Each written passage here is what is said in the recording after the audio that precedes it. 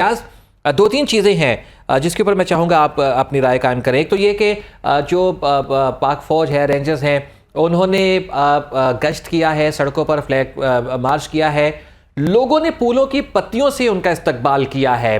ये एक बड़ा मस्बत रवैया है। हमारे जो रियासती इदारे हैं, हमारे कानून नाफिज करने वाले इदारे हैं, वो हमारी हिफाजत के ज़ामिन हैं। क्या कहेंगे आप इस पर? रियासती इदारे हमारी हिफाजत के ज़ामिन हैं और ये बड़ी खुशाइन बात है और ये होना भी चाहिए। और जो नाखुशगवार वाक़यात हुए उसकी हर किसी ने मज़म्मत की है, लेकिन वहीं पे मैंने पहले भी आपसे कहा कि इस अमर की भी तहकीकात होनी चाहिए कि इतनी अहम तनसीबात तक पहुँचने के लिए लाहौर में बगैर किसी अनअटेंडेड किसी सिक्योरिटी के रास्ता किसने दिया। दूसरी बात यह है कि अगर आज पीटीआई एहतजाज करना चाहती है तो उसको एहतजाज करने का मौका दें, पुरअमन एहतजाज करने का मौका दें। उनको पूरा हक हासिल है कि अगर इमरान खान गिरफ्तार हो, इसी तरह किसी भी जमात का सियासी रहनुमा अगर गिरफ्तार होता है, इसको अदालतों पे छोड़ दें कि वो सही गिरफ्तार हुए, उनके खिलाफ मुकदमा ठीक था, साबित होता है नहीं है, ये हमारी अदालतें फैसला करेंगी। लेकिन अगर उसके कारकुन उनकी क़यादत जो है वो इस पर एहतजाज करना चाहती है तो ये उनका आईनी और कानूनी हक है, पुरअमन एहतजाज करने का उनको मौका दें। लेकिन जिस तरह लाहौर में किया जा रहा है कि एहतजाज का मौका नहीं दिया जा रहा, एहतजाज की स्नब किया जा रहा है, और जिस तरह असद उमर और शाह महमूद कुरैशी को गिरफ्तार किया गया जो कि वो पीटीआई के रहनुमा हैं जिन्होंने इन तमाम पुरतशद्दुद वाक़यात से लाताल्लुकी का ऐलान किया, और ना ही उनकी जानिब से कोई ऑडियो या वीडियो लीक ऐसी सामने आई जिसमें वो अपने कारकुनों को इश्तियाल दिला रहे हों या अपने कारकुनों को बाहर निकलने की हिदायत दे रहे हों। उनकी गिरफ्तारी के बाद मामला जो है वो खराबी की तरफ जाएंगे, अच्छाई की तरफ नहीं जाएंगे। आपको यकीनन पीटीआई से बात करनी पड़ेगी। पीटीआई एक सियासी जमात है और ये हकीकत है, और इस हकीकत से कोई इनकार करना चाहता है, कोई किसी को ये हकीकत नजर नहीं आ रही, तो ये उसका कसूर है। पीटीआई से आपको बात करनी पड़ेगी। पीटीआई को आपको मुज़ाकरात करने के लिए इस तरह के जो उनके सॉफ्ट माइंडेड या सॉफ्ट विजन वाले लीडर हैं उनको बहरहाल एंगेज करना पड़ेगा। लेकिन उनकी गिरफ्तारी के बाद अब आपके पास पीटीआई की कोई ऐसी क़यादत सामने नहीं है। पीटीआई के जितने लीडर हैं इस वक्त या तो वो अंडरग्राउंड हो चुके हैं या गिरफ्तार हो चुके हैं।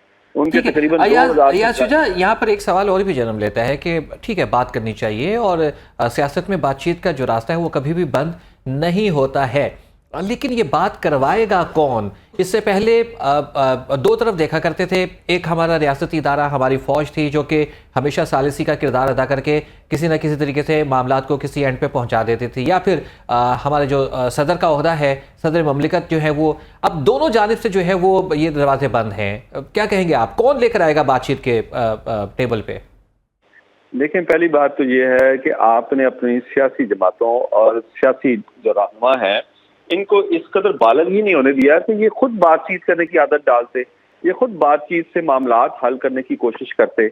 आपने हमेशा उनको यानी कि अपने ऊपर रखा कि आपने उनको खुद मुख्तार नहीं होने दिया। जब भी बातचीत की जरूरत पड़ी या कोई फैसला करने का, तो उस वक्त फिर हमें हमारी फौजी क़यादत उस वक्त इंटरवीन किया करती थी।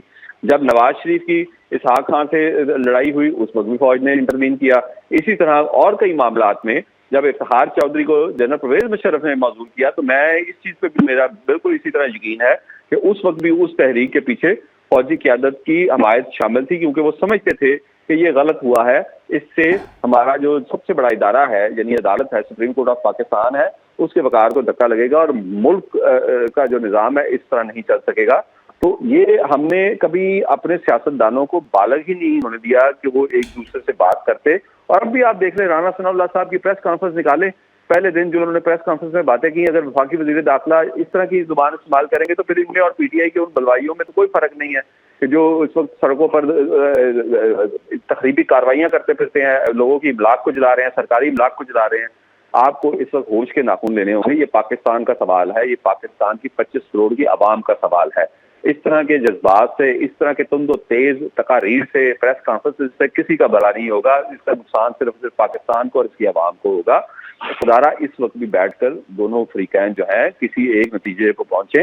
इमरान खान के खिलाफ जो केसेस हैं उनको कानूनी तौर पर देखा जाए, उसके अलावा अगर किसी पे नहीं है। अब आप ये देखें कि एक साल के अंदर अंदर इमरान खान साहब के पास के ऊपर 150 से ज्यादा मुकदमा दर्ज हुए। तो क्या आप समझते हैं कि ये 150 से ज्यादा मुकदमा बिल्कुल सही दर्ज हुए हैं? क्या आप समझते हैं कि इमरान खान इतने ही बड़े क्रिमिनल हैं? इतने बड़े क्रिमिनल थे तो फिर उनको वज़ीर-ए-आज़म किसने बनने दिया? कि हमारे वो सिक्योरिटी के इदारे उस वक्त सोए हुए थे जब वो वज़ीर-ए-आज़म पाकिस्तान 2018 में बन रहे थे। तो ये चीजें जो हैं इनको खत्म करना होगा। ये जो हम बनाने और बिगाड़ने का खेल जारी रखे हुए हैं ना इस मुल्क में पिछले 75-76 साल से, ये इसको कहीं ना कहीं ब्रेक लगानी होगी, इसको कहीं ना कहीं रोकना होगा। बसूरत दीगर इसका अंजाम अच्छा नहीं होगा।